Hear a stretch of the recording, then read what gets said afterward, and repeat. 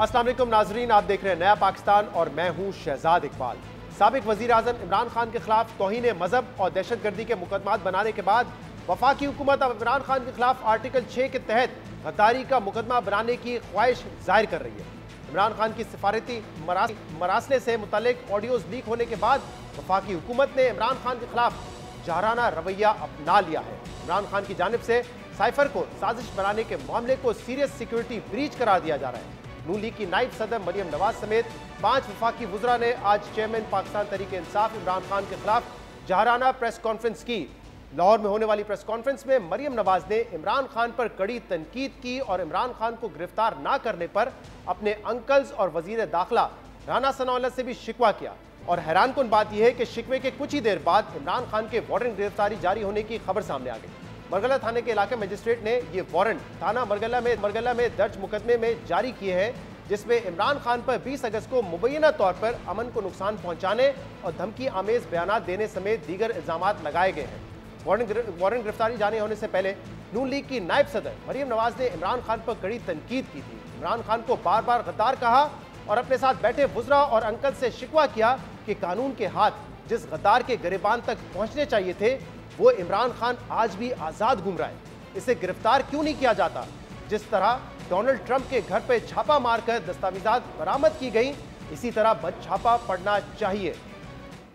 आज इस बात का अभी भी अफसोस है कि तुम आज भी ये सब करने के बाद तुम आज़ाद फिर रहे हो। मुझे ये मेरे जो अंकल्स हैं, भाई हैं, सब यहाँ बैठे हुए, मुझे इनसे भी गिला है, मुझे इनसे भी शिकवा है कि जो कानून के हाथ जो गद्दार के गिरबान तक पहुँचने चाहिए थे वो नहीं पहुँचे। वो आज भी आज़ाद घूम रहा है। वो क्यों खुला फिर रहा है आज भी? क्यों कानून के हाथ उसके गिरबान तक नहीं पहुंचते? जिस शख्स को गद्दार बनाकर गद्दारी का तौक जिसके गले में होकर उसको सलाखों के पीछे होना चाहिए था, उसकी इतनी हिम्मत कि आज वो उस तकर्री को भी कंट्रोवर्सी में झोंकना चाहता है। मैंने तो कहा है कि किसी एक का ये लाडला होगा, जनूबी पंजाब के किसी जगह का लाडला होगा, हमारा लाडला नहीं है। मरियम नवाज कह रही थी कि इमरान खान जनूबी पंजाब में बैठे किसी शख्स का लाडला तो हो सकता है, मगर हमारा लाडला नहीं है। वो अपनी हुकूमत से इमरान खान को गिरफ्तार करने और बनी गाला पर छापा मारने का भी मुतालबा कर रही थी। मगर मरियम नवाज के शिकवे पर वजीर दाखिला राना सनाउल्लाह ने फौरी जवाब दिया कि मैडम मरियम, ये सिर्फ नून लीग की हुकूमत नहीं है, ये इत्तेहादियों की हुकूमत है, इसलिए पूरी काबीना की इजाज़त ज़रूरी है। ये एतराज़ जो मैडम मरियम नवाज साहबा ने उठाया है ये बिल्कुल दुरुस्त है, ये जायज़ है, लेकिन ये बात मलहूज़े खातर रखी जाए कि ये PMLN की हुकूमत नहीं है, ये इत्तेहाद की हुकूमत है और इत्तेहाद में सबको ऑन बोर्ड लेके चलना पड़ता है। कल कैबिनेट ने इस बारे में बड़ा फर्म फैसला किया है और इस मामले को पार्लियामेंट में भी उठाया जाएगा और मुझे उम्मीद है कि बहस के बाद पार्लियामेंट जो है इसके ख़िलाफ़ आर्टिकल 6 का रेफरेंस दायर करने का फ़ैसला करेगी और उस फैसले के बाद ये आदमी जो है ये अपने अंजाम को पहुँचेगा। वज़ीर दाखिला राना सनाउल्लाह कह रहे थे कि कल काबीना ने इस मामले को पार्लियामेंट में उठाने का फ़ैसला किया है और उन्हें उम्मीद है कि अब पार्लियामेंट इमरान खान के खिलाफ आर्टिकल 6 का रेफरेंस दायर करने का फ़ैसला करेगी, जिसके बाद इमरान खान अपने अंजाम को पहुँचेंगे। इसके अलावा आज प्रेस कॉन्फ्रेंस में वजीर खजाना इसहाक डार ने इमरान खान की ऑडियो लीक्स को सीरियस सिक्योरिटी ब्रीच करार देते हुए कहा है कि साइफर चोरी हुआ है, शवाहिद मौजूद हैं, इसलिए अब इस मामले को ऐसे ही नहीं छोड़ा जा सकता। इसके अलावा जो वारंट गिरफ्तारी है इमरान खान के वो भी जारी हो चुके हैं और उस पर भी रिएक्शन आ रहा है। पाकिस्तान तहरीक इंसाफ के जो रहनुमा हैं वो इस वक्त इमरान खान हमारी रेड लाइन है हैशटैग इस्तेमाल करके ट्वीट कर रहे हैं। फारूक हबीब ने आपसे कुछ देर पहले ट्वीट किया है, इमरान खान को गिरफ्तार किया गया तो दमादम मस्त कलंदर होगा, फिर हालात किसी के काबू में नहीं रहेंगे क्योंकि इमरान खान हमारी रेड लाइन है। असद उमर ने ट्वीट किया है, इमरान खान को हिरासत में लेने की गलती ना करना, पछताओगे। फवाद चौधरी ने अपने ट्वीट में कहा, इमरान खान का इंतहाई और कमज़ोर मुकदमे में इस तरह वारंट जारी करना इंतहाई फजूल हरकत है। काबिल ज़मानत दफात और अहमकाना मुकदमे के ज़रिए मीडिया का तमाशा लगाया गया है जिसकी कोई ज़रूरत नहीं थी। इस केस की हवा इस्लामाबाद हाई कोर्ट के फैसले से पहले ही निकल चुकी है। इस पर हम मजीद बात करेंगे, जिसके लिए हमें ज्वाइन किया पाकिस्तान के वजीर दाखिला राना सनाउल्लाह ने। राना साहब, बहुत बहुत शुक्रिया वक्त देने के लिए। मरियम नवाज ने आज बार बार कहा कि इमरान खान गद्दार है, वो आज़ाद कैसे घूम रहे हैं और क्यों नहीं उनको गिरफ्तार किया जाता, जिस पर आपने कहा कि कल पार्लियामेंट इस हवाले से फैसला करेगी। आप चाहते हैं कि कंसेंसस डेवलप हो और इमरान खान पे आर्टिकल 6 गद्दारी का मुकदमा हो। क्या हुकूमत इस तरफ बढ़ रही है? जी बिल्कुल, मरियम नवाज साहबा ने जो बात की है वो बात उनकी दुरुस्त है, और ये ख्यालात या ये सोच जो है वो पार्टी में और भी बहुत सारे लीडर्स की है। 25 मई को जब इस फितने ने जो है वो एक मसल्ला जत्थे के साथ जो है ये हमलावर हुआ था इस्लामाबाद पे, उस दिन मेरा ना सिर्फ मेरी ये सोच और मेरा ये मौक़िफ़ था, बल्कि मैंने कैबिनेट से भरपूर जो है वो सिफारिश रिक्वेस्ट की थी कि इसके ख़िलाफ़ मुकदमा दर्ज करने और इसे गिरफ़्तार करने की इजाज़त दी जाए। लेकिन बहरहाल कैबिनेट जो है वो इस बारे में अपना इख्तियार रखती है, और उन्होंने एक सब कमेटी जो है वो तश्कील दे दी, और वो मामला जो है वो फिर बाद में जो है वो फिर लंबा हो गया। तो अब भी जो है वो कल कैबिनेट में ये सारी बात डिस्कस हुई है, और अब कैबिनेट का अमूमी जो रवैया था वो इस बारे में काफ़ी इंक्लाइंड था कि ये आदमी जो है ये किस तरह से इसने एक बयानिया बनाया, और इसने कहा कि जनाब ये हम ग़ुलाम हो गए हैं, ये हकीकी आज़ादी की जंग इसने शुरू कर दी, और इसने कहा कि जी ये जो है ये मुल्क के ऊपर हमला हो गया है, कौम ग़ुलाम बन गई है। और बीच में से ये देखें कि ये कितना 2 नंबर और कितना फ्रॉडिया आदमी है कि ये किस तरह से इसने जो सारी साजिश तैयार की और पूरी कौम और अदारों को जो है वो इस साजिश का जो है वो ज़िम्मेदार बनाया। तो कल कैबिनेट ने जो है वो काफ़ी मुस्बत फ़ैसला किया है, और उनका ये कैबिनेट का ये यानी इज्तिमाई या कंसेंसस था कि एक तो ये जो ऑडियो लीक हुई हैं इनका ऑडिट करवाया जाए, ताकि बाद में इस किस्म की कोई जो है वो कमी ना रह जाए। और दूसरा ये है कि एक FIA के सीनियर ऑफिशियल्स और उसमें जो बाकी हमारी जो प्राइम एजेंसीज़ हैं उनके लोग भी हों, उसके ऊपर एक इंक्वायरी कमेटी जो है वो बनाई जाए। वो इंक्वायरी रिपोर्ट जो है वो पार्लियामेंट में पेश की जाए, पार्लियामेंट में डिस्कशन हो, और पार्लियामेंट जो इस बारे में फिर फैसला करे, तो उस फैसले को जो है वो हुकूमत इम्प्लीमेंट करे। तो ये कल अब जिस मरासले के हवाले से बात हो रही है, इमरान खान ने इस मरासले पर एक साजिशी बयानिया बनाया जो अब दम तोड़ता नजर आ रहा है। इससे कहा जा सकता है कि पाकिस्तान को नुकसान हुआ हो, पाकिस्तान के सफारती ताल्लुकात को नुकसान हुआ हो, लेकिन गद्दारी कैसे होगी है? और आप लोग तो हमेशा कहते रहे कि गद्दारी के फतवे ना बांटने चाहिए, और अब आप मुकदमा बनाने जा रहे हैं गद्दारी का। जी देखें, हम बिल्कुल ये बात दुरुस्त है, और ये अमूमी तौर पे बहुत लोगों की ओवरवेलमिंग राय है कि पाकिस्तान में जो है वो इस किस्म के मामलात होते रहे हैं, तो इसलिए गद्दारी के फतवे और हर दूसरे बंदे को कहना कि जी ये मुहिब वतन नहीं है, और लोगों को करप्ट कहना और चोर डाकू की गर्दान करना, इसको लोग पसंद नहीं करते। लेकिन अब आप मुझे बताएं कि इस आदमी ने इतना बड़ा फ्रॉड किया है कौम के साथ। यानी इसने कहा कि जी ये जानवर हैं, ये जो है ये देखें कि इन्होंने मुल्क को ग़ुलामी में दे दिया है, मुल्क ग़ुलाम हो गया है, हमारी आज़ादी कंप्रोमाइज़ हो गई है। और बीच में से अब बाद में पता चल रहा है कि ये 3-4 आदमी जो हैं ये इतने यानी जो है ये घटिया लोग हैं कि ये बैठ के ये फ्रॉड साजिश करते रहे, और आपको लगता है पूरी और साजिश का इल्ज़ाम जो है वो अपने मुखालफिन पे लगाते रहे। पीपल्स पार्टी जैसी जमात जो खुद गद्दारी के फतवों का सामना करती रही है, ANP जैसी जमात, क्या वो भी इसमें आपके साथ होंगे? क्योंकि देखिए ट्रैक रिकॉर्ड कोई अच्छा नहीं है। आप इमरान खान ने बहुत सारी गलतियां की होंगी, उन्होंने मजहब का गलत इस्तेमाल भी किया है, और भी उन्होंने बहुत सारे बयान दिए, लेकिन आपकी हुकूमत के अंडर उनके खिलाफ तौहीन मजहब का मुकदमा भी हुआ, जो कि पहले हमने नहीं देखा कि कभी नवाज शरीफ के खिलाफ हुआ हो या किसी और के खिलाफ हो। आपने उनके ऊपर दहशतगर्दी का भी मुकदमा बनाया जो कोर्ट ने ख़त्म कर दिया। तो अब आप बनाने चाहते हैं गद्दारी का मुकदमा, यानी कि तौहीन मजहब, दहशतगर्दी और अब गद्दारी।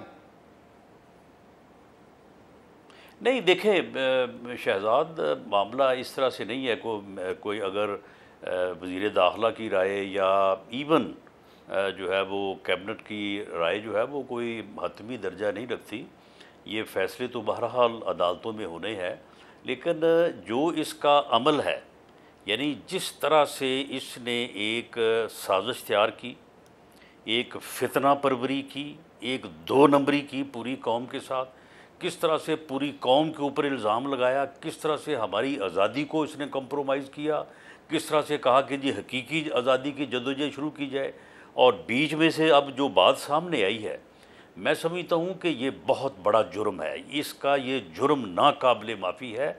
अब इसके ऊपर जब पार्लियामेंट में बहस होगी तो ओपन बहस होगी ना, उसमें कोई ये तो नहीं है कि हमने इन कैमरा करनी है। हैरान कौन बात है कि उस बहस में ये अगर गद्दारी बनती है, ये आइन की वायलेशन बनती है, ये किसी कानून की वायलेशन बनती है, ये ऑफिशियल सीक्रेट एक्ट की वायलेशन बनती है, जो भी बनता है, तो ये जब एक इज्तिमाई सोच सामने आएगी तो फिर हम उससे मुतफिक होंगे। और ऑफिशियल सीक्रेट एक्ट की वायलेशन सोच से जो है वो मुतफिक होंगे, और जो तरीकाकार जो फाइनल होगा उसके मुताबिक कार्रवाई करेंगे, लेकिन कार्रवाई होनी चाहिए। ऑफिशियल सीक्रेट इसके खिलाफ अब जो है वो कानूनी एक्शन होना चाहिए। राणा साहब, ऑफिशियल सीक्रेट एक्ट की खिलाफ वर्जी तो ये भी है कि प्राइम मिनिस्टर ऑफिस के या प्राइम मिनिस्टर के ऑडियो लीक्स होना, तो वो भी ऑफिशियल सीक्रेट एक्ट की खिलाफ वर्जी है।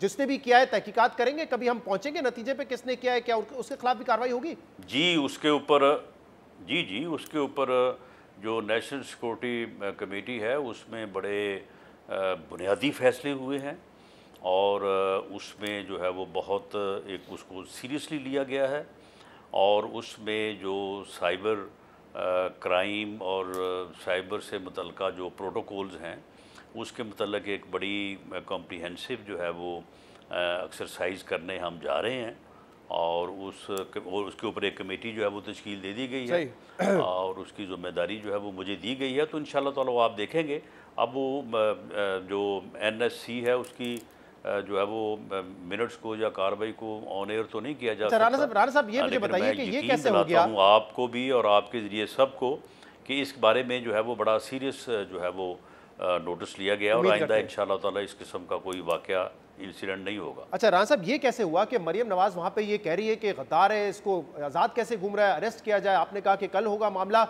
और थोड़ी देर बाद ये खबर सामने आ गई कि उनके वारंट जारी कर दिए गए हैं, और PTI इस पर कह रही है कि रेड लाइन है, अगर उनको पकड़ने की कोशिश की तो फिर हमारी तरफ से रिएक्शन आएगा। फवाद चौधरी साहब कह रहे हैं कि ये तो काबिले ज़मानत दिफात है, इस पर क्यों ज़रूरत थी वारंट गिरफ्तारी जारी करने की?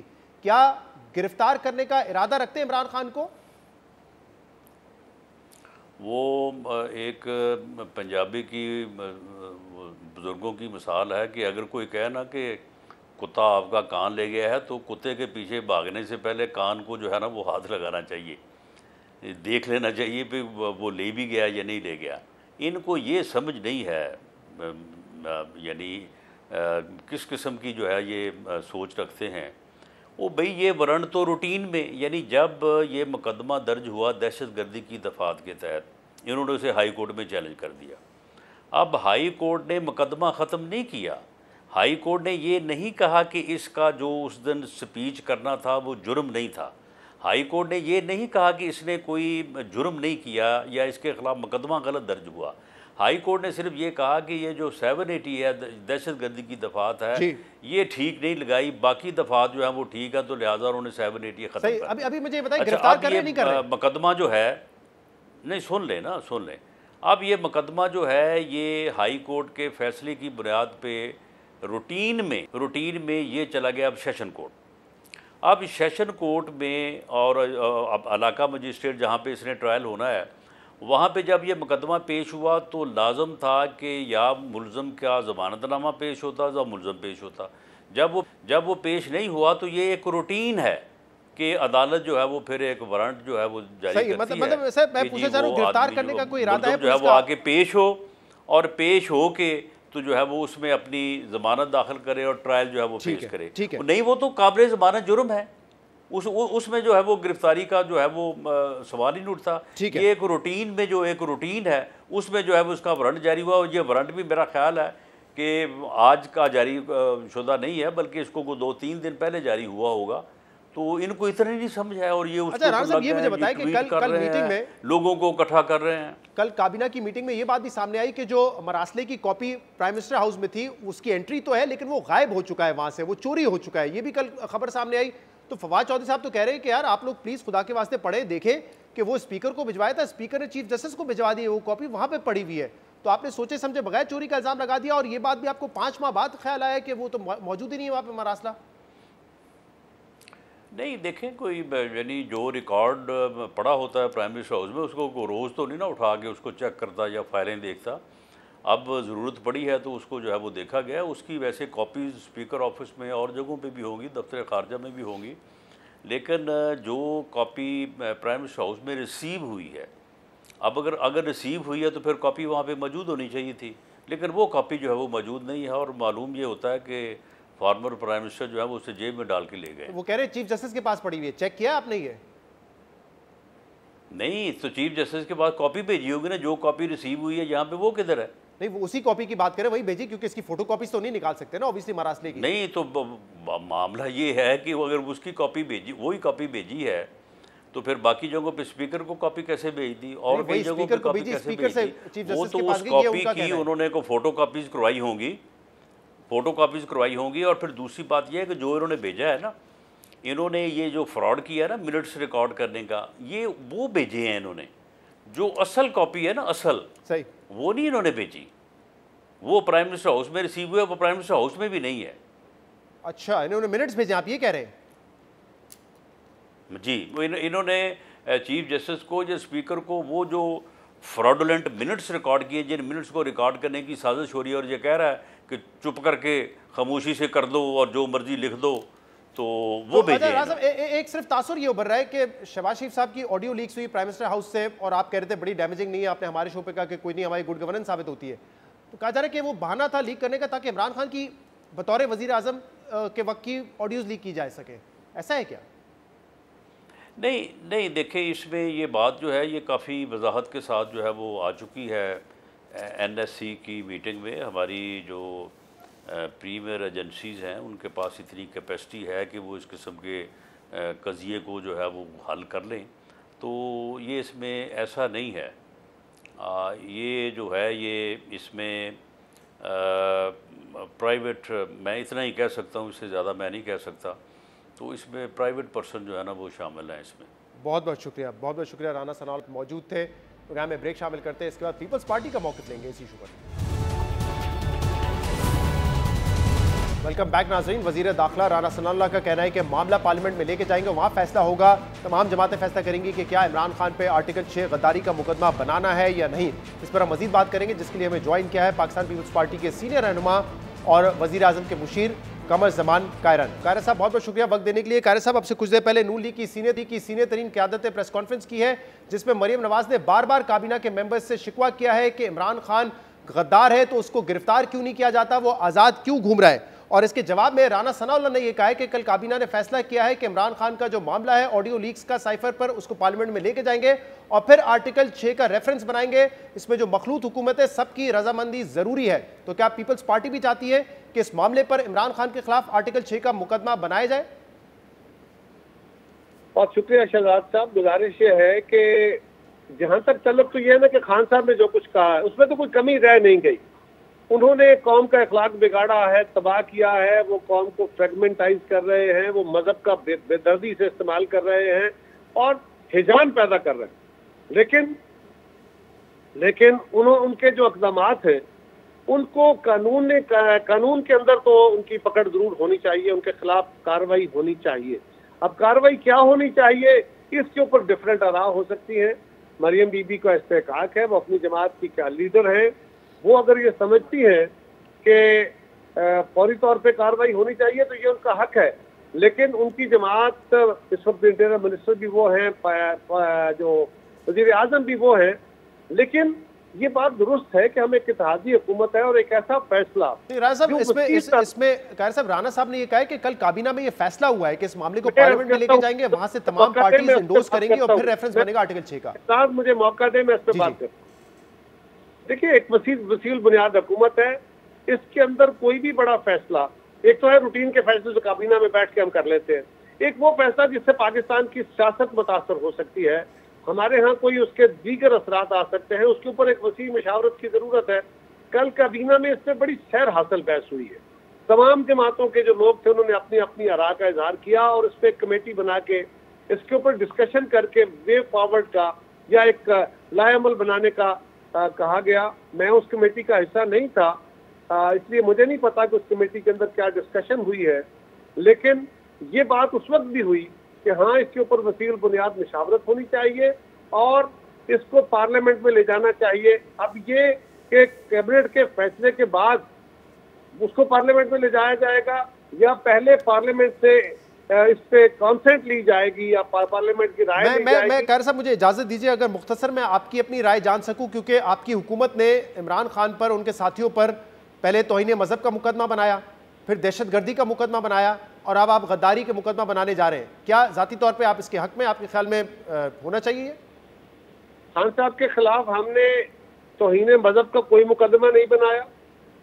लोगों की अपनी दरखास्तें थी, उनका जो तरीकाकार है, जो बयान करते हैं मजहब के बारे में, हमारा जो मौक़िफ़ था उन पे दहशतगर्दी का मुकदमा दर्ज करने का, उसको तो सर्टिफाई कर दिया जब इस्लामाबाद हाई कोर्ट ने उनके खिलाफ एक्शन लिया, उनको नोटिस दिया कंटेम्प्ट ऑफ कोर्ट का, और खान साहब को अपॉलॉजी टेंडर करनी पड़ी वरना उनके ऊपर फर्द जुर्म लग रही थी। इसका मतलब यह है कि अदालत ने, हाई कोर्ट ने यूनानिमसली ये समझा कि इमरान खान ने जुर्म किया है। हाँ, उसकी एग्जेक्टिव जो इंटरप्रिटेशन हो सकती है, उनके पास तो जुडिशल रेमेडी थी, उन्होंने जुडिशल रेमेडी इख्तियार कर ली, जो जज को धमकी दी थी, और जो एग्जेक्टिव को धमकी दी थी यानी आईजी और डीआईजी को, उससे जो पैनिक, जो हरासगी हो सकती है, उसकी एक इंटरप्रिटेशन। वक्त कम रह जाएगा, गद्दारी के हवाले से आपकी क्या राय है? होना चाहिए मुकदमा, नहीं होना चाहिए? गद्दारी का मुकदमा, मेरी गुजारिश हो रही, गद्दारी का मुकदमा दर्ज होना चाहिए या नहीं, इसके ऊपर हकायक सारे सामने आएंगे। मेरी जमात के अंदर इस पे बहस होगी तो मैं वहां इस पे बात करूंगा। मैं अपनी जाती राय किसी टीवी प्रोग्राम में देने पे इस पे एतराज करूंगा, ये मुनासिब नहीं होगा। बहुत बहुत शुक्रिया। बहुत पीपल्स पार्टी के सीनियर रहनुमा कमरज़मान कायरा साहब हमारे साथ मौजूद थे। प्रोग्राम में ब्रेक शामिल करते हैं, इसके बाद मजीद बात करेंगे, हमारे साथ रहिएगा।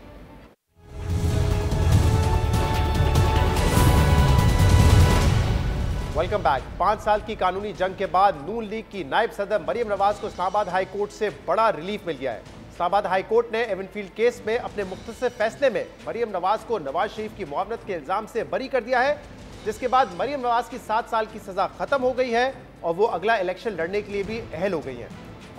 और अब ऐसा लग रहा है कि 2016 में पनामा पेपर्स स्कैंडल सामने आने के बाद साबिक वज़ीर आज़म नवाज शरीफ और उनके अहले खाना के खिलाफ जो केसेस बने और जिन केसेस में सजाएं हुई, वो केसेस अब अंडू हो रहे हैं। 2017 से जिस तरीके से इन केसेस की प्रोसीडिंग्स हुई, इसने एक बार फिर हमारे अदालती निज़ाम और सियासी फ्रेमवर्क पर सवालात उठा दिए हैं और ये वाज़ेह हो गया है कि शरीफ खानदान के खिलाफ जो केसेस बनाए गए, जैसे चलाए गए और आम इंतखाबात से 2 हफ्ते पहले केस का फैसला सुनाया गया, इसका असल मकसद एहतसाब नहीं बल्कि नवाज शरीफ और मरियम नवाज को 2018 के इंतखाबात से पहले बाहर करना था। यानी जो असल एहतसाब होना था या हो सकता था, वो पीछे रह गया और एहतसाब सियासी इंतकाम की नजर हो गया। मरियम नवाज और नून लीग के दीगर रहनुमाओं के खिलाफ बनाए गए नैब केसेस से यह हकीकत भी वाज़ेह होती है कि केस चाहे जितना भी कमजोर हो, रिलीफ उसी वक्त मिलता है जब रियासत से आपके मामलात बेहतर हों, और अगर रियासत आपके खिलाफ हो और इदारों से ताल्लुकात में तनाव हो तो एहतसाब का शिकंजा भी सख्त हो जाता है, और जैसे ही ताल्लुकात बहाल हो जाए तो सियासी और कानूनी रिलीफ भी मिलना शुरू हो जाता है, जैसा कि अब हो रहा है। जब नून लीग और इदारों के दरमियान तनाव था तो मरियम नवाज और नवाज शरीफ को सजाएं हुई, इसहाक डार मुल्क से फरार हुए और एहसन इकबाल समेत नून लीग के मुतअद्दिद रहनुमा जेल गए। मगर अब लेवल प्लेइंग फील्ड यकीनी बनाने के लिए इस सारे मामलात को अंडू किया जा रहा है। तशवीश की बात यह है कि इस मुल्क में सियासी मफादात हासिल करने के लिए एहतसाब को हमेशा टूल के तौर पर इस्तेमाल किया गया है, जिसकी वजह से अक्सर मजबूत और जायज़ केसेस भी मंतकी अंजाम तक नहीं पहुंच पाते और वो धरे के धरे रह जाते। जैसे मरियम नवाज के खिलाफ नैब का केस कमजोर होने के बावजूद उन्हें 7 साल कैद की सजा सुनाई गई, मगर दूसरी तरफ नवाज शरीफ का केस है जिसमें लंदन अपार्टमेंट से मुतल्लिक उनसे अहम और जायज सवाल पूछे जा रहे हैं और सालों साल से पूछे जा रहे हैं। लंदन फ्लैट्स का मामला 90 की दहाई से नवाज शरीफ का पीछा कर रहा है। 90 की दहाई में रहमान मलिक ने नवाज शरीफ के खिलाफ लंदन फ्लैट्स की मिल्कियत से मुतल्लिक तहकीकात की। साबिक सदर मुशर्रफ दौरे हुकूमत में भी शरीफ खानदान की मुबैना करप्शन की तहकीकात हुई, BBC की डॉक्यूमेंट्री और शरीफ खानदान के मुख्तलिफ इंटरव्यूज लिए गए, मगर इन केसेस में नवाज शरीफ तसल्ली बख्श जवाब नहीं दे सके। लेकिन क्योंकि ये केसेस एहतसाब या इंसाफ के लिए नहीं बल्कि सियासी इंतकाम के लिए बनाए गए थे, इसलिए केसेस भी अंजाम तक नहीं पहुंच सके। और इस बार फिर एवनफील्ड केस में ऐसा ही हो रहा है, क्योंकि मकसद बिला तफरीक एहतसाब नहीं बल्कि एक सियासी जमात को 2018 के इंतखाबात से पहले निशाना बनाना था। इसलिए एक बार फिर ये मामला किसी नतीजे पर पहुंचे बगैर खत्म होता नजर आ रहा है। मरियम नवाज के खिलाफ एवेंटफील्ड केस में इस्लामाबाद हाई कोर्ट ने नैब प्रोसिक्यूटर से 2 बुनियादी सवाल पूछे थे कि एवेंटफील्ड अपार्टमेंट का ताल्लुक नवाज शरीफ और मरियम नवाज से कैसे है और इनकी मालियत क्या थी। लेकिन प्रोसिक्यूटर इन दोनों सवालों के जवाब में दस्तावेजी सबूत के साथ ना तो अपार्टमेंट्स 1993 में नवाज शरीफ की मिल्कियत साबित कर पाए, ना ही इनकी मालियत, जिससे यह वाज़ेह होता है कि एहतसाब अदालत ने केस के अहम पहलुओं का जायजा लिए बगैर ही मरियम नवाज को 7 साल की सजा सुना दी थी। और इसीलिए यह मुमकिन है कि जब एवेंटफील्ड केस में नवाज शरीफ की अपील सुनी जाएगी तब भी नैब को साबित करना पड़ेगा कि अपार्टमेंट्स 1993 में नवाज शरीफ की मिल्कियत थे। और जब नैब मरियम नवाज के केस में दस्तावेजी सबूत से इन फ्लैट्स को नवाज शरीफ की मिल्कियत साबित ना कर सका तो खिलाफ केस में यह कैसे साबित करेगा।